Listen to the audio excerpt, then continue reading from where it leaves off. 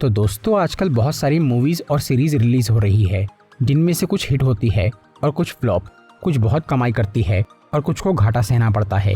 लेकिन क्या आपने कभी सोचा है कि वो कौन से फैक्टर्स है जो किसी फिल्म को हिट या फ्लॉप बनाते हैं? क्यों कुछ बुरी मूवीज भी बॉक्स ऑफिस रिकॉर्ड तोड़ देती है और क्यों कुछ फिल्में अपनी प्रोडक्शन कॉस्ट भी निकाल नहीं पाती? और इस सब में मूवी रिव्यूज का क्या रोल है?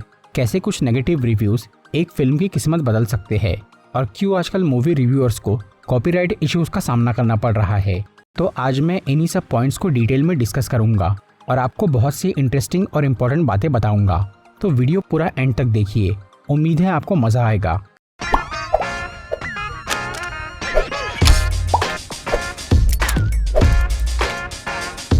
एक मूवी के हिट या फ्लॉप होने के पीछे कई कारण होते हैं, जिसमें सबसे बेसिक तो है फिल्म की स्टोरी और एक्टर्स की परफॉर्मेंस।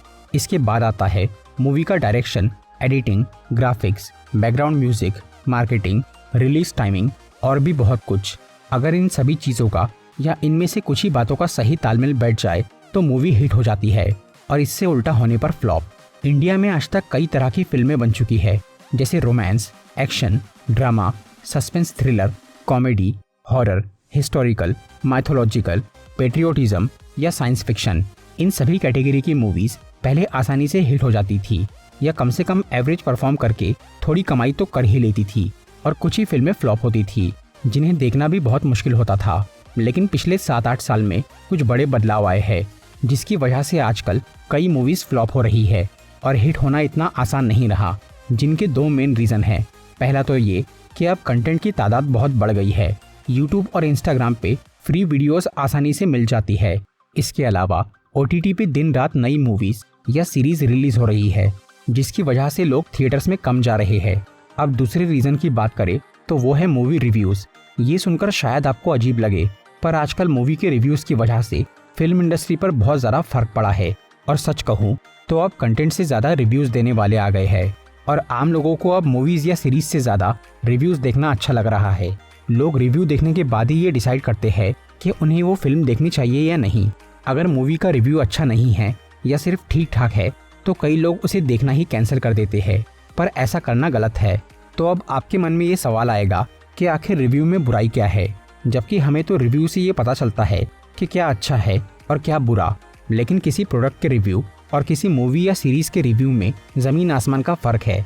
किसी सामान को खरीदना और उसे कुछ दिन इस्तेमाल करके उसकी कमी और खूबी बताना बिल्कुल सही है, पर फिल्म किसी प्रोडक्ट की कैटेगरी में नहीं आती, वो तो एंटरटेनमेंट की कैटेगरी में आती है। और एंटरटेनमेंट सबके लिए एक जैसा नहीं रहता। किसी इंसान को एक रोलर कोस्टर राइड अच्छी लग सकती है और किसी को बुरी, क्योंकि एंटरटेनमेंट में आपका पर्सपेक्टिव मायने रखता है, ना कि वो चीज़। कोई 10-20 हज़ार या 50 हज़ार का मोबाइल खरीदने से पहले उसका रिव्यू देखना तो अच्छी बात है, क्योंकि वो सामान महंगा है और आपको उसे लंबे समय तक चलाना है। और उस रिव्यू से हमें प्रोडक्ट के फीचर्स पता चलते हैं, जिसे जानकर हम अपनी नीड के हिसाब से उसे खरीदते हैं। लेकिन मूवी रिव्यू का मामला बिल्कुल अलग है। यहाँ आपको कोई आइटम परचेज करके उसे ज़्यादा दिन यूज़ नहीं करना है, और मनोरंजन सबके लिए अलग अलग होता है। जो फिल्म किसी और को अच्छी लगे शायद वो आपको अच्छी ना लगे, या जो मूवी आपको बहुत अच्छी लगे वो शायद किसी और को पसंद नहीं आएगी। लेकिन फिर भी कोई बंदा एक फिल्म के बारे में अपना जनरल ओपिनियन दे सकता है कि मूवी की स्टोरी, एक्शन या ग्राफिक्स ऐसा ऐसा है जो कि उसे अच्छा या बुरा लगा, और वो बाकी लोगों को कैसा लगेगा इसका उसे आइडिया नहीं है। कई साल पहले ऐसा ही होता था। जब नए नए रिव्यू चैनल्स बने थे तो वो ऐसे ही अपना ओपिनियन दिया करते थे। तब तक फिल्म इंडस्ट्री का मार्केट काफ़ी स्टेबल था। लेकिन पिछले 3-4 साल में एक नया ही खेल शुरू हो गया है। मूवी रिव्यू करने वाले लोग अब इतना ज़्यादा क्रिटिसाइज कर रहे हैं जिसकी कोई हद नहीं। मतलब जो काम पहले ऑस्कर या फिल्म फेयर अवार्ड वाले करते थे, यानी किसी फिल्म को बारीकी से जज करना, वो काम अब हर छोटा बड़ा यूट्यूबर करने लग गया है। मूवी की स्टोरी, एक्शन, ग्राफिक्स या एक्टर्स की परफॉर्मेंस में थोड़ी भी कमी रही तो फिल्म रिव्यूअर्स उस पर बेरहमी से कमेंट कर रहे हैं। मतलब जिस मूवी को बनाने में कुछ साल लगते हैं, उसमें करोड़ों रुपए की लागत और हज़ारों लोगों की मेहनत होती है, उसे कुछ लोग आकर एक पल में ही बहुत बेकार घोषित कर देते हैं। अब इससे होता ये है कि जो फिल्म आम जनता को अच्छी लग सकती थी, कुछ बुरे रिव्यूज़ की वजह से लोग उस मूवी को बिल्कुल भी नहीं देखते, या अगर देखते भी है तो उनके मन में पहले से ही ये राय होती है कि ये फिल्म बकवास है। और ये बकवास होने वाली बात सोशल मीडिया के ज़रिए काफ़ी जल्दी वायरल हो जाती है और लोग उस मूवी को देखने नहीं जाते। पहले जब रिव्यू चैनल्स नहीं थे तो लोग एक मूवी देखकर खुद डिसाइड करते थे कि उन्हें वो कैसी लगी, और अगर फिल्म थोड़ी भी एंटरटेनिंग होती थी तो वो हिट हो जाती थी या एवरेज परफॉर्म कर लेती थी।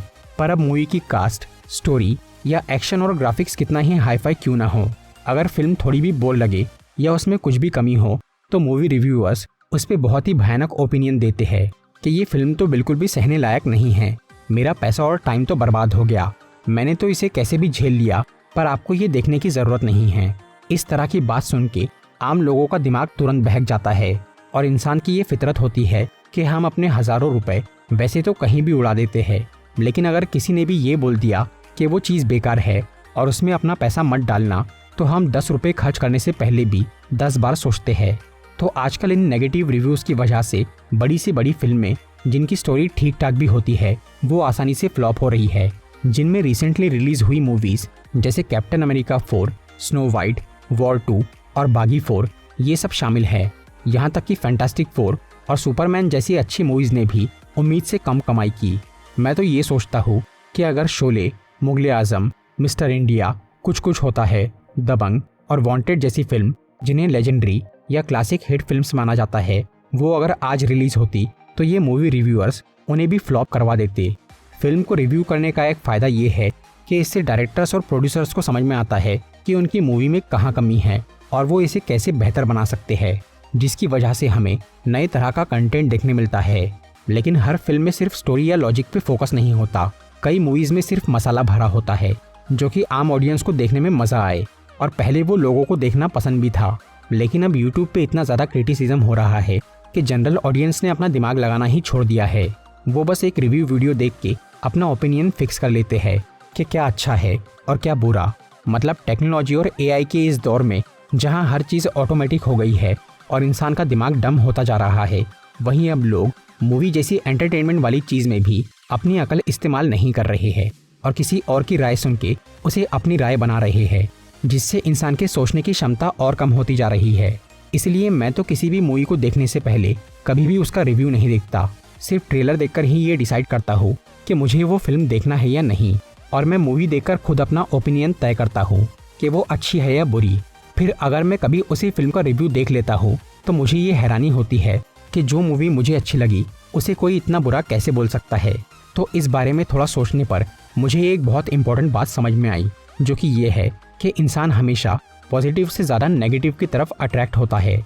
मतलब अगर कहीं किसी की तारीफ या अच्छा काम हो रहा हो तो हम ध्यान नहीं देंगे, पर अगर कहीं किसी की बुराई या तमाशा होता है तो हम बहुत जल्दी वहां पहुंच जाते हैं। और आजकल के मूवी रिव्यूअर्स इसी बात का इस्तेमाल कर रहे हैं। वो अपनी वीडियोस चलाने के लिए बड़ी बड़ी फिल्मों को बकवास और बेकार बोल रहे हैं, जिससे कई मूवीज़ का बहुत नुकसान हो रहा है, क्योंकि ऐसे रिव्यू वीडियोस को लाखों लोग देखते हैं और वो थिएटर में जाते ही नहीं। इसी वजह से आजकल कुछ मूवी प्रोडक्शन कंपनी इन नेगेटिव रिव्यू देने वाले चैनल्स पर कॉपीराइट स्ट्राइक मार रही है। मतलब उनकी वीडियोस डिलीट करके चैनल टर्मिनेट कर रही है। उनका तरीका तो गलत है, पर गुस्सा जायज़ है। इस कॉपीराइट वाले मामले पर मूवी रिव्यूअर्स का कहना है कि उनके पास फ्रीडम ऑफ स्पीच है और वो किसी के बारे में भी कुछ भी बोल सकते हैं, पर मेरे हिसाब से ये फ्रीडम ऑफ स्पीच का गलत इस्तेमाल है। एंटरटेनमेंट कैटेगरी की किसी सर्विस को इस तरह से बुरा भला कहना सही नहीं है। अगर कहीं अन्याय होता है या कोई प्रोडक्ट खराब निकलता है, उसके बारे में बोलना तो फ्रीडम ऑफ स्पीच है, लेकिन एक सस्ती टिकट की मूवी जिसे हमें सिर्फ एक बार देखना है और उसका अच्छा या बुरा होना सिर्फ हमारे नज़रिए पर डिपेंड करता है, उसके बारे में इतना नेगेटिव बोल के मूवी बनाने वाले का घाटा करना अच्छा काम नहीं है। अगर कोई भी फ्रीडम ऑफ स्पीच के नाम पर भरे चौक पर आपको गाली देने लगे या आपकी बुराई करे तो आप क्या करेंगे?